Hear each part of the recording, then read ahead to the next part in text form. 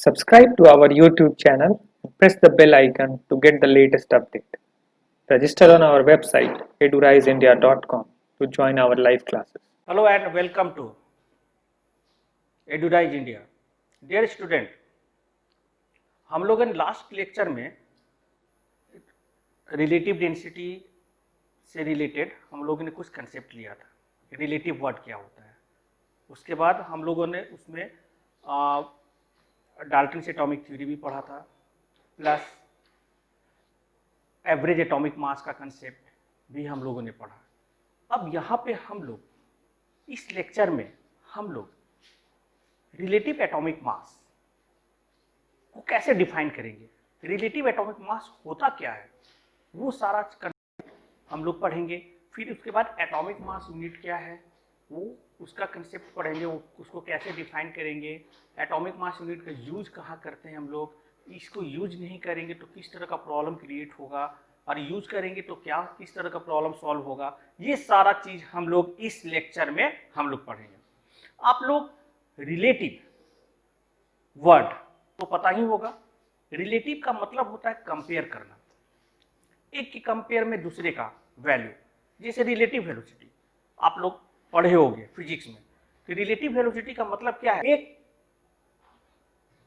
के रिस्पेक्ट में दूसरे का वेलोसिटी. सपोज दैट दो ट्रेन है, सेम डायरेक्शन में आप जा रही है. अच्छा से इसको समझिएगा, क्योंकि इसी पे हम लोग आगे का बहुत सारा कंसेप्ट इजी वे में क्लियर करेंगे. एक ट्रेन जा रही है 10 किलोमीटर पर आवर से, दूसरा ट्रेन जा रही है 20 किलोमीटर पर आवर से. जो पहली वाली ट्रेन है उसका एब्सोल्यूट वेलोसिटी है 10 और दूसरी वाली क्या है 20. लेकिन जब हम 10 किलोमीटर पर आवर का जो ट्रेन जो जा रही है उस पर अगर बैठ जाएंगे तो अब उसके रिस्पेक्ट में दूसरे वाले जो ट्रेन है उसका वेलोसिटी हो जाएगा 20 नहीं होगा, 10 रहेगा, 10 हो जाएगा, 20 माइनस 10.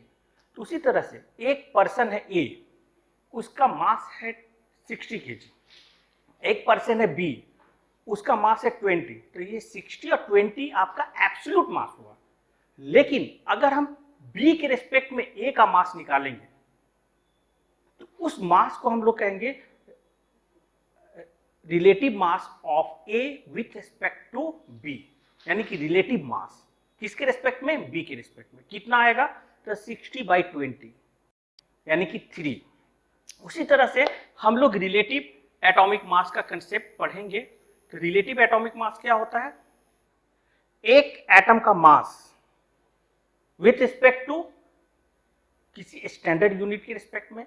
यानी कि किसी भी एलिमेंट एक एटम का मास अगर हम कंपेयर करेंगे with atomic mass unit, means कि 1/12 mass of one carbon atom, तो जो रेशियो आएगा वो रेशियो ही है relative atomic mass. Relative atomic mass जैसे आप इसका डिफिनीशन आप लोग देखो, डिफिनीशन में एकदम क्लियर दिया हुआ है, क्लियर दिया हुआ है कि it is the number which define, number which define how many times the weight of an atom of any element is heavier than atomic mass unit. एक एटम का मास एटॉमिक मास यूनिट से कितना ज्यादा भारी है, कितना ज्यादा heavy है, वही जो जितना टाइम्स हैवियर होगा वही उसका रिलेटिव एटॉमिक मास होगा. दैट मीन्स कि relative atomic mass equal to weight of atom of any element divided by atomic mass unit. Suppose that relative atomic mass हमको निकालना है सोडियम का. तो सोडियम के एक एटम का मास कितना होगा 23 AMU. एक एटम का mass divided by AMU. AMU cancel हुआ, कितना आ गया, relative atomic mass of sodium कितना आया बच्चों 23. तो ये 23 क्या है, सोडियम का रिलेटिव एटॉमिक मास. और ये सोडियम के अंदर जो न्यूक्लियस है उसमें नंबर ऑफ न्यूक्लियॉन्स को रिप्रेजेंट कर रहा है, जहां की प्रोटॉन कितना है 11, न्यूट्रॉन कितना है 12, टोटल नंबर ऑफ न्यूक्लियॉन्स कितना हो गया 23। तो रिलेटिव एटॉमिक मास को हम लोग दूसरे तरीके से भी डिफाइन कर सकते हैं कि relative atomic mass is nothing, it represent number of nucleons present in nucleus. Nucleus कहाँ होगा? न्यूक्लियॉन्स कहाँ होगा? न्यूक्लियस में। तो जितना नंबर ऑफ न्यूक्लियॉन्स होगा वही नंबर ऑफ न्यूक्लियॉन्स उस एटम का रिलेटिव एटॉमिक मास होगा। जैसे क्लोरीन का एटॉमिक मास कितना होता है? 35। एटॉमिक मास 35 और एक 37 होता है। तो अगर 35 का निकालेंगे तो रिलेटिव एटॉमिक मास क्लोरीन का कितना हो जाएगा? 35। पोटासियम का निकालेंगे तो रिलेटिव एटॉमिक मास पोटासियम का कितना होगा? 39। कैल्शियम का निकालेंगे तो रिलेटिव एटॉमिक मास कैल्शियम का कितना होगा? 40। ठीक है ना? तो रिलेटिव एटॉमिक मास क्या है? एक एटम का मास जो है, एक एटम का मास कितना टाइम्स हैवियर है एटॉमिक मास यूनिट, और वही जो रेशियो है वो रिप्रेजेंट करता है number of nucleons present in nucleus. अच्छी तरह से आप लोग समझो इसको। रिलेटिव एटॉमिक मास वो नंबर है जो कि बताता है कि एक एटम का मास एटॉमिक मास यूनिट से कितना ज्यादा टाइम्स भारी है, और वही जो रेशियो रिप्रेजेंट करता है नंबर ऑफ न्यूक्लियॉन्स को। ठीक है ना बच्चों? ये क्लियर हुआ? अब आप देखो, हमको रिलेटिव एटॉमिक मास निकालना किसका है? क्लोरीन का, पोटासियम का। तो पोटासियम का एटॉमिक मास कितना होता है? 39। एटॉमिक नंबर कितना होता है? 90। तो इसमें प्रोटॉन कितना होगा? 19। न्यूट्रॉन कितना होगा? 20। और प्रोटॉन और न्यूट्रॉन कहाँ होगा? न्यूक्लियस में। यानी कि टोटल नंबर ऑफ न्यूक्लियॉन्स कितना हो गया? 39। तो ये 39 रिलेटिव एटॉमिक मास किसका हो गया? पोटासियम का। उसी तरह से क्लोरीन का जो एटॉमिक मास है 35। तो अगर एक क्लोरीन एटम का मास लेंगे हम तो 35 AMU, और एक मोल क्लोरीन का लेंगे हम तो वो 35 ग्राम होता है। तो हमको निकालना है रिलेटिव एटॉमिक मास। तो 35 AMU divided by AMU, cancel, कितना आया? 35। उसी तरह से आर्गन का 40। ये सब क्या है? रिलेटिव एटॉमिक मास है। और आप देखो रिलेटिव एटॉमिक मास एक नंबर को रिप्रेजेंट करता है, क्योंकि रेशियो है। AMU AMU कैंसिल हो जाएगा, ग्राम ग्राम कैंसिल हो जाएगा, तो इसका कोई यूनिट नहीं होगा, यानी कि एक फिक्स नंबर को रिप्रेजेंट करेगा। और फिक्स नंबर क्या होगा? Number of nucleons. Clear? Is it clear? Okay. अब हम लोग एटॉमिक मास यूनिट को डिफाइन करेंगे। What is atomic mass unit? क्यों यूज करेंगे हम? तो एटॉमिक मास यूनिट पहले पढ़ने से पहले आप लोग 3 क्वेश्चन करो, व्हाई, वेन एंड हाउ। तो व्हाई का जो आंसर है कि एटम इतना नेग्लिजिबल होता है कि उसको हम लोग नेक्ड आई से देख ही नहीं सकते हैं। तो उसका मास भी इतना कम होगा कि उसको ग्राम में एक्सप्रेस तो कर सकते हैं, लेकिन लंबा चौड़ा एक्सप्रेशन आएगा, उसको आराम से एक्सप्रेस नहीं कर सकते हैं। स्मार्टली उसको एक्सप्रेस करने के लिए हमको कोई ना कोई यूनिट चाहिए जिससे कि एटम के मास को हम लोग रिप्रेजेंट कर सके। जैसे हम लोग लास्ट लेक्चर में, हम लोग लास्ट जो स्लाइड था, इसके पहले वाला जो स्लाइड था, उसमें मैंने किया एक निकाला था कि सोडियम के एक एटम का मास कितना है? 23 AMU। तो AMU एटॉमिक मास यूनिट है किसका है? सोडियम एटम के मास को रिप्रेजेंट कर रहा है, एक सिंगल सोडियम एटम के मास को। तो ये क्या है? एक कार्बन एटम के मास का 12वां हिस्सा, और वो कार्बन एटम कौन सा है? C12। एक कार्बन एटम का 12वां हिस्सा ही एटॉमिक मास यूनिट है, और इसको हम लोग एक्सप्रेस कैसे करेंगे? It is defined as 1/12 mass of one carbon atom of C12 isotope is called atomic mass unit, या अब नाउअडे इसको हम लोग यूनिफाइड मास से भी रिप्रेजेंट करते हैं, यूनिफाइड मास। और ये एक कार्बन एटम का कितना हिस्सा होता है? 1/12। और अभी हम लोग उसको और स्मार्टली एक्सप्रेस करते हैं, एटॉमिक मास यूनिट को हम लोग रिप्लेस कर दिए हैं U से, U ये। तो जैसे 1 सोडियम एटम का मास हम लोग जो लास्ट अभी इसके पहले वाले स्लाइड में हम लोग यूज किए हैं 23 AMU, या इसको हम लोग लिख सकते हैं 23U। कितना आराम से हम लोग एक्सप्रेस कर दिए। और अगर 2 सोडियम एटम का मास हमको लिखना है, बताना है, तो 2 सोडियम एटम का मास कितना हो जाएगा 46U। ठीक है ना। तो ये atomic mass unit, 1 atomic mass unit कितने ग्राम के बराबर होगा, कितना किलोग्राम के बराबर होगा, वो हम लोग नेक्स्ट स्लाइड में हम लोग करेंगे। Atomic mass unit 1/12 mass of 1 carbon atom of C12 isotope. एक कार्बन एटम का 12वां हिस्सा एटॉमिक मास यूनिट है। 1/12 एक कार्बन एटम का मास 12 डिवाइडेड बाय इतना ग्राम होता है। एक कार्बन एटम का मास 12 कैंसिल। अब यहां पर कितना है 1 डिवाइडेड बाय 6.023 इंटू 10 का power 23 gram, reciprocal of Avogadro number. ये इसका वैल्यू कितना आएगा 1.67 इंटू 10 का पावर -24। यही आपको एक AMU के बराबर होगा। इसी वैल्यू को हम लोग यूनिफाइड मास भी कहते हैं, और रिप्रेजेंट किसे करते हैं स्मॉल u से। अब जैसे मास ऑफ 1 सोडियम एटम अगर हमको एक्सप्रेस करना है ग्राम में, तो उसका वैल्यू कितना हो जाएगा मास ऑफ 1 सोडियम एटम। हम लोग 3 तरीके से कर रहे हैं, आपको खुद ही बताना है, जज करना है कि कौन सा मेथड सबसे बेस्ट है। 23 इंटू 1.67 इंटू 10 का पावर -24 ग्राम, ये तो ग्राम में हो गया। या इसको ऐसे भी लिख सकते हैं हम 23 AMU, या इसको ऐसे भी लिख सकते हैं हम 23U। अब बच्चों आप खुद ही बताओ कि एक सोडियम एटम का मास हमको कम समय में, मीन्स कि कम समय में हमको एक्सप्रेस करना है, इजीली बताना है किसी दूसरे को, तो ये सही दिख रहा है कि ये सही दिख रहा है कि ये सही दिख रहा है, सबसे बेस्ट है ये।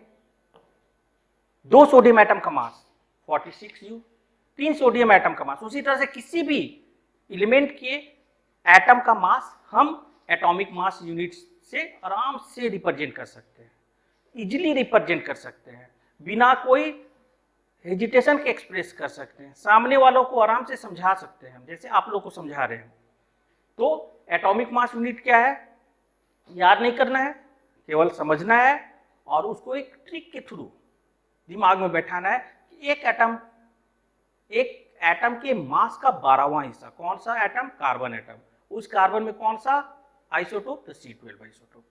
एक कार्बन एटम के मास का 12वां हिस्सा एटॉमिक मास यूनिट है, और अभी हम लोग उसको यूनिफाइड मास से भी रिप्रेजेंट करते हैं, और यूनिफाइड मास से डिफाइन करते हैं, और रिप्रेजेंट किससे करते हैं U से। क्लियर हुआ? ओके। अब हम लोग एटॉमिक मास यूनिट को डिफाइन कर लिए, रिलेटिव एटॉमिक मास को डिफाइन कर लिए। अब हम लोग डिफाइन करेंगे कि डेंसिटी और रिलेटिव डेंसिटी में क्या डिफरेंस होता है। तो रिलेटिव वर्ड ध्यान देना बच्चों, रिलेटिव वर्ड मैंने पहले भी डिस्कस किया था कि रिलेटिव वर्ड हम लोग कंपेयर करते हैं, ठीक है ना।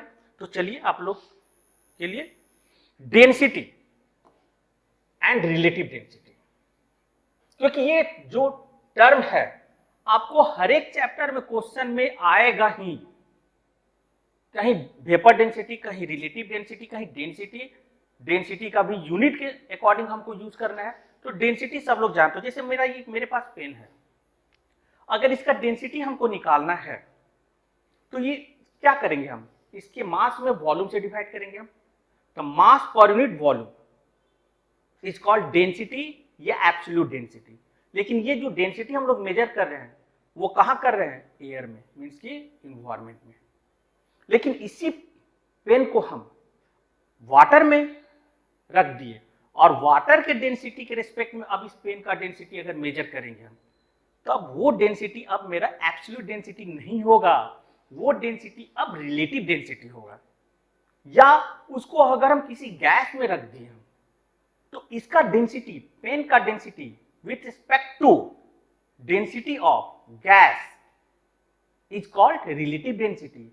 अब वो एब्सोल्यूट डेंसिटी नहीं है, अब वो रिलेटिव डेंसिटी है। तो पहले डेंसिटी वर्ड क्लियर करते हैं हम लोग, और उसके यूनिट पे आप लोग ध्यान दीजिएगा। डेंसिटी, मास पर यूनिट वॉल्यूम, ये सब लोग जानते हो, सब लोग जानते हो कि mass per unit volume is called density या एब्सोल्यूट डेंसिटी।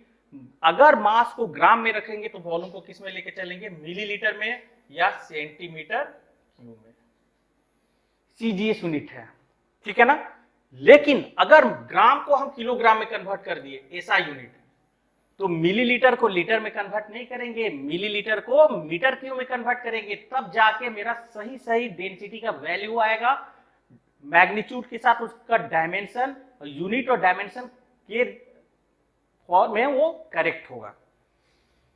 तो केजी पर मीटर क्यूब, ये मेरा स्टैंडर्ड मींस की ऐसा यूनिट है। और आप लोगों को पता होना चाहिए कि 1 millilitre equal to 1 centimetre cube होता है।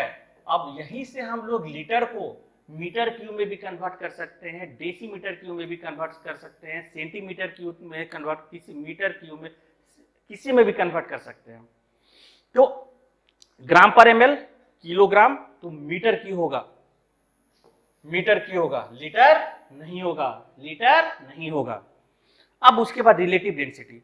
Relative density as usual, density of any substance is measured, density of any substance is measured with respect to another substance is called relative density।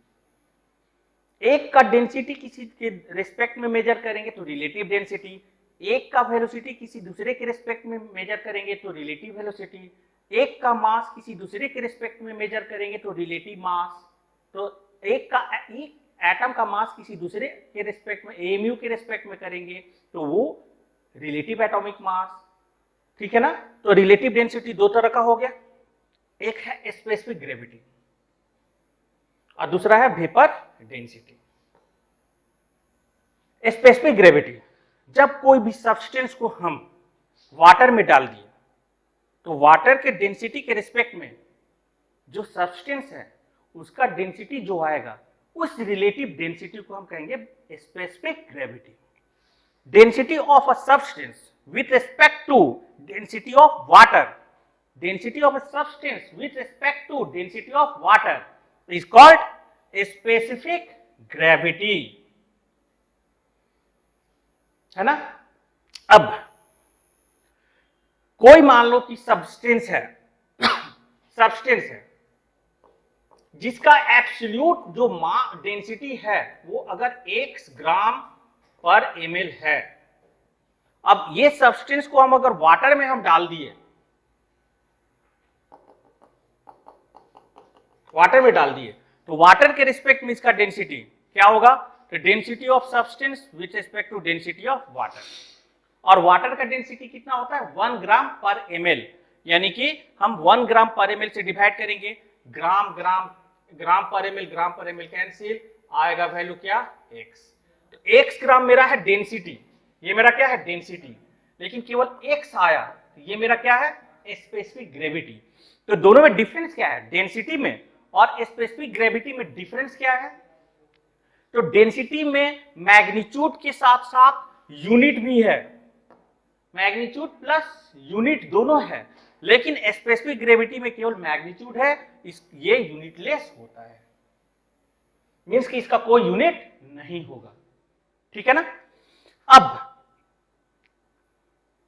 और डेंसिटी ऑफ वाटर, आप लोग पढ़े हो 9th में कि density of water 4 degree centigrade पे 1 ग्राम पर ml होता है, 4 डिग्री सेंटीग्रेड पे।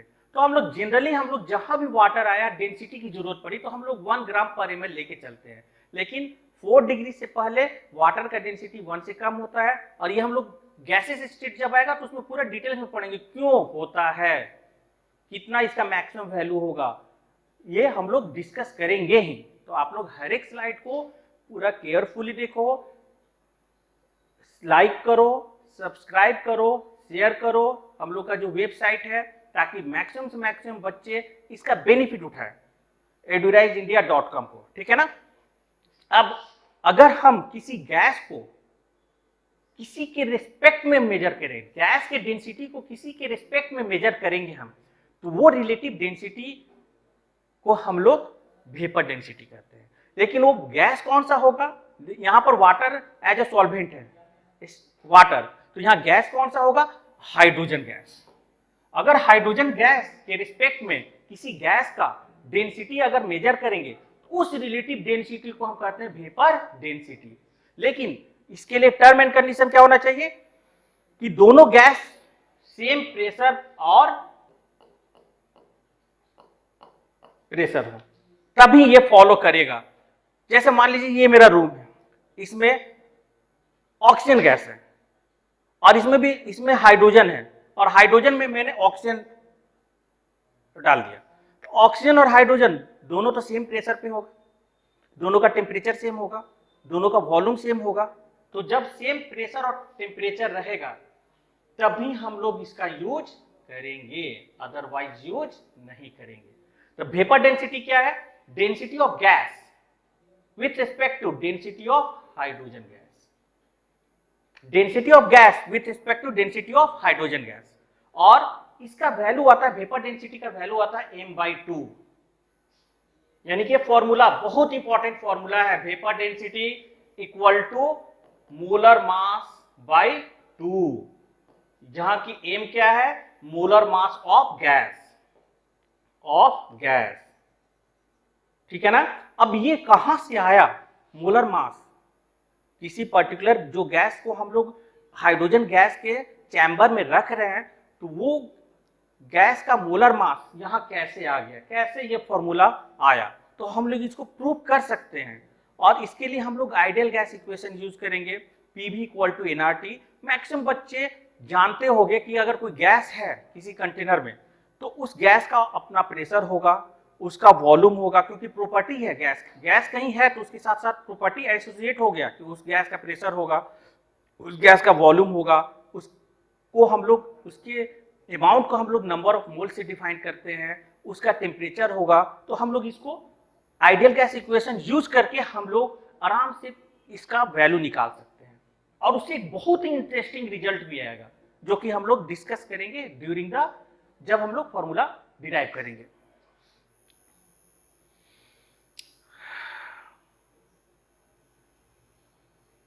देखिए vapour density equal to m/2 कैसे आया, VD = m/2, VD means vapour density. Suppose कि मेरा एक क्लोज कंटेनर है, क्योंकि गैस तो ओपन कंटेनर में होगा नहीं, उसमें कोई गैस लिए, एक गैस लिए, जिसका मोलर मास कितना है, कैपिटल M, और इसमें हाइड्रोजन गैस है, इसका मोलर मास कितना होगा, 2। दोनों गैस है, कंटेनर सेम है, तो दोनों का प्रेशर और टेम्परेचर क्या होगा, सेम होगा, ठीक है ना। अब चलिए प्रेशर और टेम्परेचर सेम, तो PV = nRT, प्रेशर वॉल्यूम आपस में रिलेटेड है। और कैसे है, तो अगला जब हम लोग अगले चैप्टर में आएंगे तो हम लोग इसको प्रूफ करेंगे। बॉयल्स लॉ, चार्ल्स लॉ और एवोगाड्रो लॉ का कॉम्बिनेशन है PV = nRT। और अगर कोई गैस बॉयल्स लॉ को फॉलो करता है, चार्ल्स लॉ को फॉलो करता है, एवोगाड्रो लॉ को फॉलो करता है, तो वो गैस क्या है, आइडियल गैस है। और आइडियल गैस होगा तो उसमें इंटरमॉलिक्यूलर फोर्स जो होगा ही नहीं, ठीक है ना। तो ये हम लोग डिटेल्स में पढ़ेंगे। तो PV, अब W को यहाँ पर इसको PV number of moles, W by weight by molar mass into RT, N का वैल्यू होगा।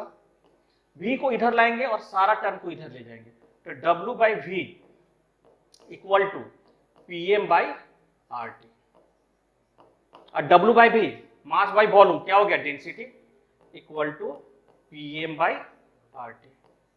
अब बच्चों ये बहुत ही इंपॉर्टेंट एक रिजल्ट है, डेंसिटी में, प्रेशर में और टेम्परेचर में रिलेशन, ये बहुत बहुत इंपॉर्टेंट है, रिलेशन है ये। और इसका जरूर देखो प्रैक्टिकली, अब इसको हम लोग करेंगे। आप लोग जानते हो कि जैसे जैसे हाइट पे जाते हैं प्रेशर डिक्रीज करता है।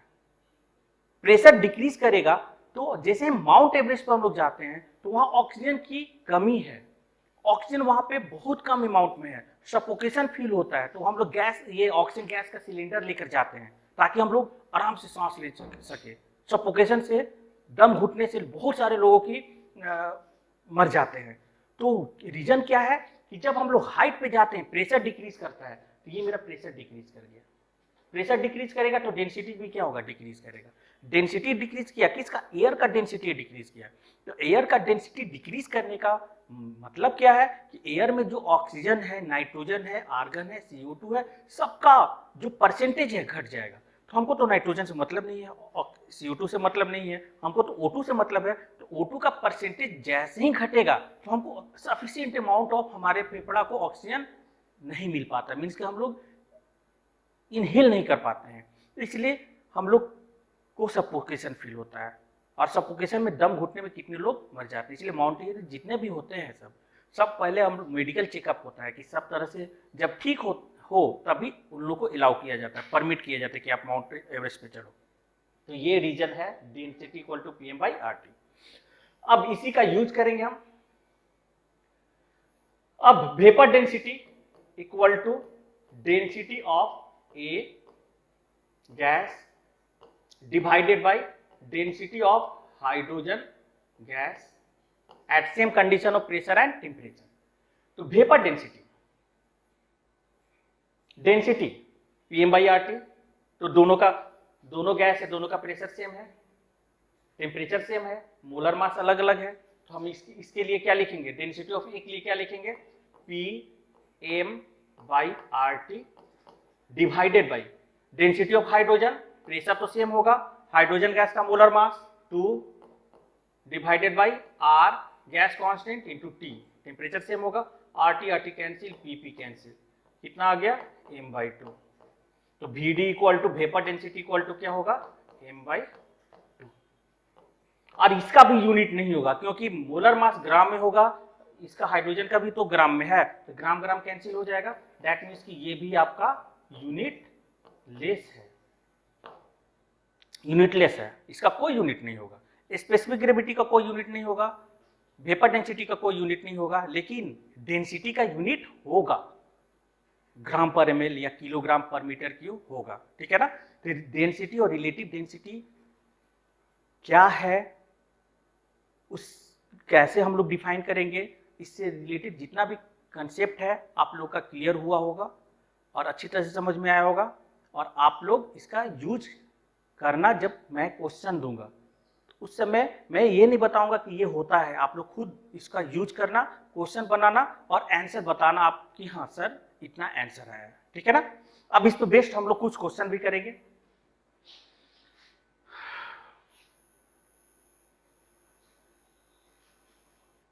पहला क्वेश्चन है, what is the relative density of SO2 gas with respect to CH4। तो यहां बच्चों देखो ध्यान से, ये CH4 हाइड्रोजन गैस नहीं है, तो जो हम लोग डेंसिटी निकालेंगे वो डेंसिटी वेपर डेंसिटी नहीं होगा, ये डेंसिटी क्या होगा, रिलेटिव डेंसिटी। तो इसका रिलेटिव डेंसिटी कितना हो जाएगा, रिलेटिव डेंसिटी कितना होगा, मोलर मास इसका SO2 का 64 और मोलर मास CH4 का 16 तो 4 मेरा आया relative density, not vapour density. ये वेपर डेंसिटी नहीं है क्योंकि हाइड्रोजन गैस नहीं है, ठीक है ना। नेक्स्ट स्लाइड में आप लोग और क्लियर होगा।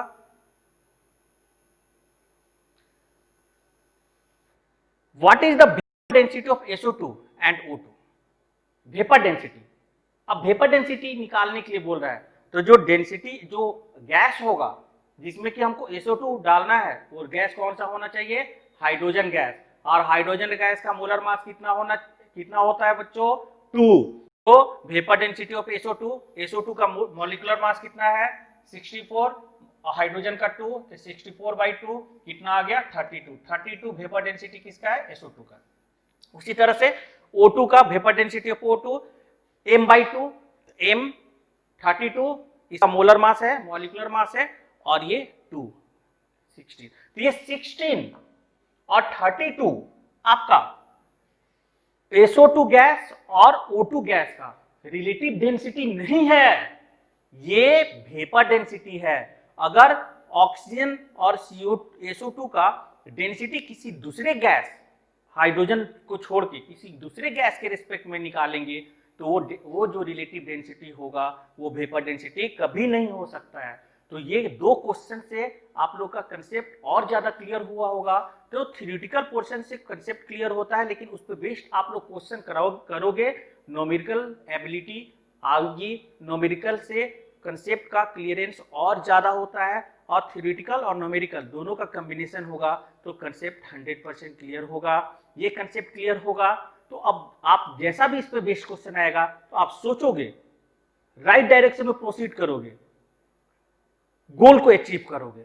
अगर हमको यहां से पटना स्टेशन जाना है, अगर मुझे डायरेक्शन पता नहीं होगा तो मैं कभी टारगेट पे नहीं पहुंच पाऊंगा।